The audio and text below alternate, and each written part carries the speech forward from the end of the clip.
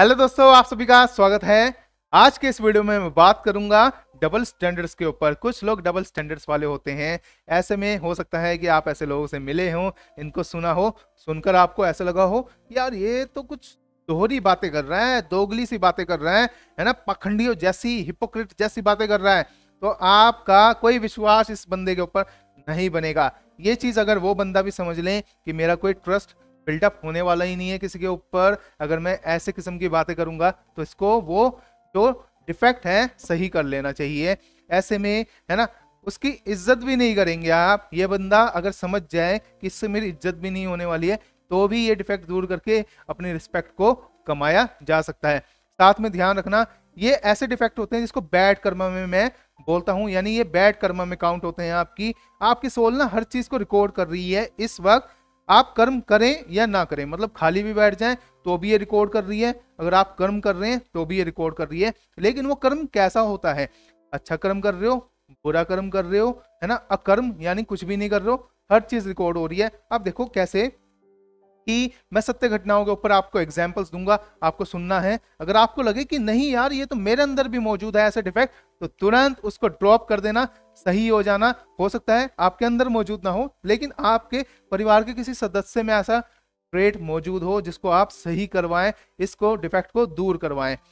देखिए, मैंने ऑब्जर्व किया अपनी लाइफ के अंदर कि लोग ना गणपति की सुबह सुबह उठकर पूजा करते हैं, गणेश जी की ओम गणपते नमः, है ना। उसके बाद देखता हूं कि शाम को ना चूहा कुछ कुतर गया, उसको गाली दे रहे होते हैं, पॉइजन लेकर आते हैं, डाल देते हैं, मार देते हैं। अब देखो कितना तड़प के मरेगा वो, पॉइजन तो खा गया, है ना, रोटी के रूप में। एक तरीके से उस पॉइजन का ऐसा इफेक्ट है कि वो पानी के लिए भागेगा, नाली की तरफ या पानी पीने की तरफ। जैसे ही पिएगा, है ना, उसके ग्लैंड्स व्लैंड्स सब सब खत्म हो जाएगा, बेचारा तड़प के मर जाएगा।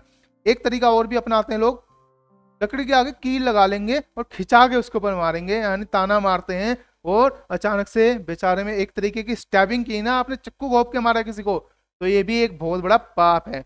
एक तरीका और अपनाते हैं, चूहे का पैड ले आएंगे, उसके ऊपर बेचारा चूहा चलकर आता है और चिपक जाता है। अब वो चिपक जाता है, उसको उठा के यूं ही फेंक देंगे कहीं पर सुनसान जगह पर, कूड़ेदान में। बेचारा 3 से 4 दिन में तड़प तड़प के मरता है, भूख प्यास से। आप सोच नहीं सकते, ये सब रिकॉर्ड हो रहा है। और ये भी ध्यान रखना, मरते हुए जो उसकी वाइब्रेशंस उड़कर आ रही है ना, तो वो भी आपकी आत्मा रिकॉर्ड कर रही है। ये बैड कर्म में काउंट होगा। क्योंकि इसी को तो मैं पाखंडवाद बोलूंगा, क्योंकि एक तरफ तो मैं पूजा कर रहा हूँ और गणेश जी की सवारी चूहा मानता हूँ, भोग भी लगाता हूँ, और उसी चूहे को, है ना, मुझे पता नहीं क्या हो जाता है, फिर मैं मार भी देता हूं। तो आपको एक चीज पे टिकना है, अगर आप पूजा करते हैं तो आपको विकल्प भी तो है आपके पास, चूहे दान है आपके पास, चूहे दान लगाइए, है ना, उसको रोटी सर्व कीजिए, उसको लालच भी मिलेगा, साथ में वो बेचारा पकड़ा भी जाएगा, है ना। इसके बाद आपको क्या है, मशक्कत ही तो करनी है, थोड़ा सा दूर जाकर सुनसान एरिया में छोड़ दीजिए, है ना, रेलवे फाटक के इर्द गिर्द छोड़ दीजिए, है ना, ताकि वो कम से कम नुकसान करे दूसरी जनता का भी। तो ये विकल्प आपके हाथ में मौजूद है। मैंने अच्छे कर्म का विकल्प आपको बता दिया है, आपको डिसाइड करना है क्या करना है। एक चीज और ऑब्जर्व की मैंने, कुत्ता।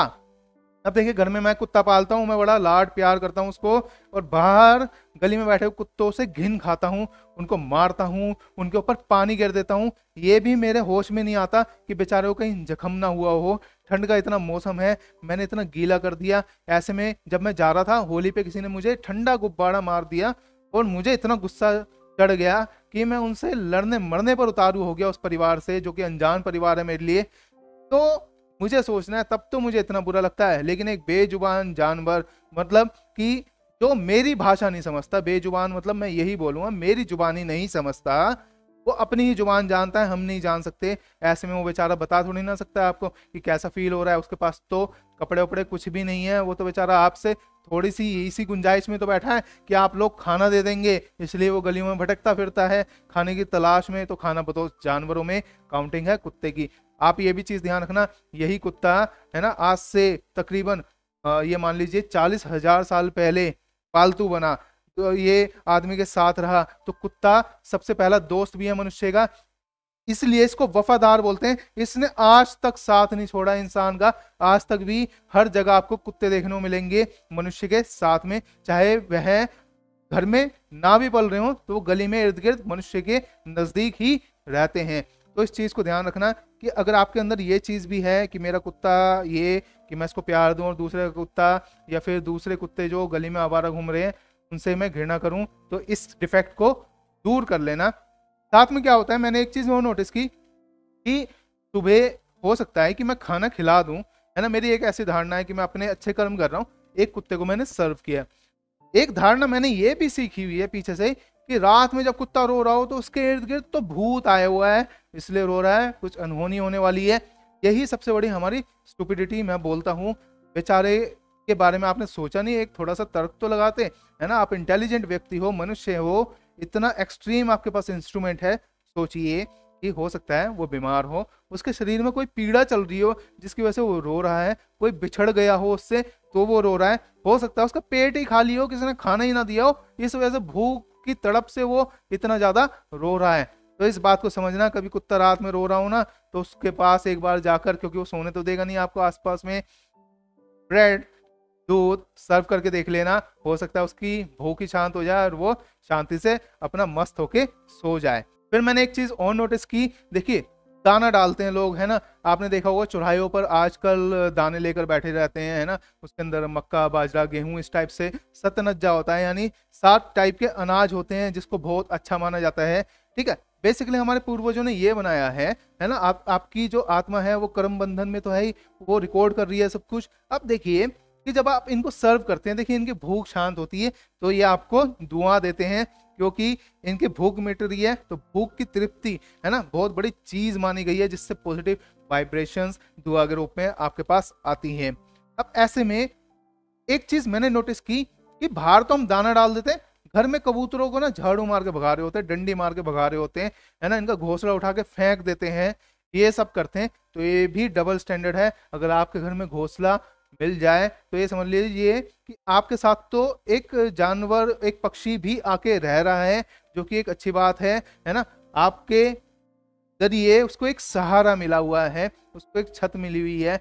तो ये चीज आप अपने डिफेक्ट दूर करिएगा। अगर हाँ आपको लगता है कि ये मेरे घर में गंदगी फैला रहा है और ये सब कर रहा है, वो चीज़ आप नोटिस कीजिए, उसके घर को आप शिफ्ट कर सकते हैं कहीं और। लेकिन ऐसा मत कीजिए कि वो बड़ी मेहनत मशक्कत से अपना घोंसला बुनता है, अपना बच्चा पैदा करने की तैयारी में है, और आप उसका घोंसला उठा के 1 सेकंड में फेंक दें। ठीक है, इस डिफेक्ट को दूर करना है।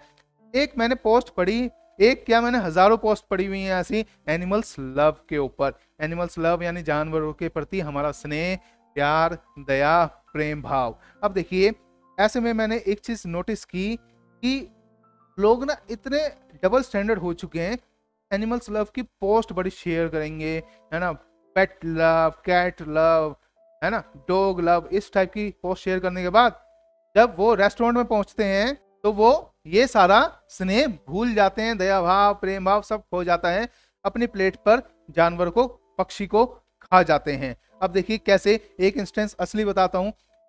1 साल पहले की बात है कि मैंने एक पोस्ट देखी, वो पोस्ट के अंदर कुतिया पीछे जा रही थी अपने बच्चा घसीट के लेकर जा रही थी एक कार, उसके अंदर मतलब कि वो बच्चे की मौत हो चुकी थी। तो ये दिखाया है कि माँ की ममता यानी उसका प्यार, देखो उसकी तरफ खींच के लेके जा रहा है, तो माँ बहुत प्यार करती है अपने बच्चे से।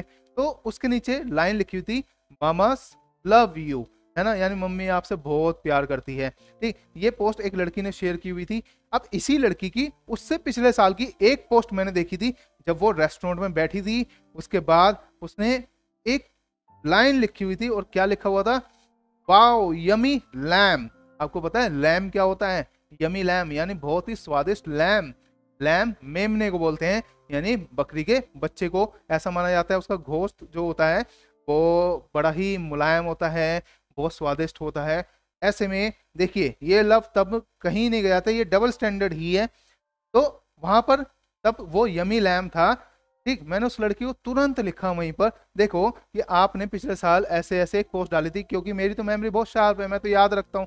ठीक, मेरा कोई मतलब नहीं था कि मैं किसी को डिमोरलाइज करूं, लेकिन मैंने डबल स्टैंडर्ड जरूर काउंट करवाया, जो कि एक डिफेक्ट मानता हूं कि आप अंदर से कुछ और हैं और दुनिया के सामने छवि कुछ और प्रेजेंट करें। ऐसा नहीं होना चाहिए, ये तो आप अपने आप को ही धोखा दे रहे हैं, इससे आपकी बेइज्जती भी होगी किसी ना किसी वक्त पर। तो इसको जितना जल्दी सुधारेंगे उतना ही अच्छा रहेगा। अब देखिए मैंने उसको बोला कि आपने लिखा था यमी लैम, तब आपका ये स्नेह कहाँ गया था?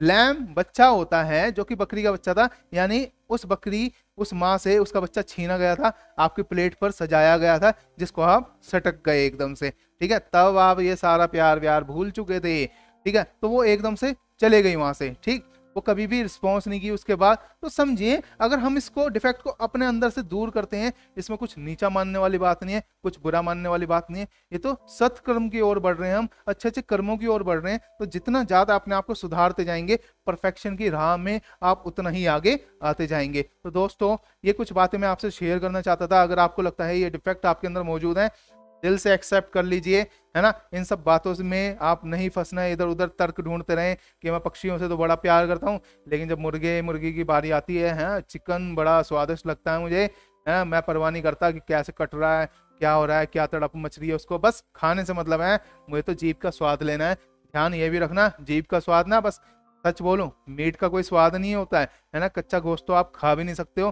खा के दिखा देना। और ना इंसान कच्चा मांस खाने के लिए बना है, उबालना पड़ता है उसको, ठीक। सारा स्वाद मसालों का है, जो कि आप किसी और भी माध्यम से ले सकते थे। और स्वाद भी बस पता है कितना सा है, यहाँ डाला, जीभ के अगले पिछले हिस्से तक ही स्वाद आता है, पीछे जाते ही कोई स्वाद नहीं है, नीचे कोई स्वाद नहीं है, बस गया, है ना। बस इतनी सी एक एक सेकंड की सेटिस्फेक्शन के लिए किसी की जान जाती है, जो कि बहुत हाई एनर्जी का रूप है।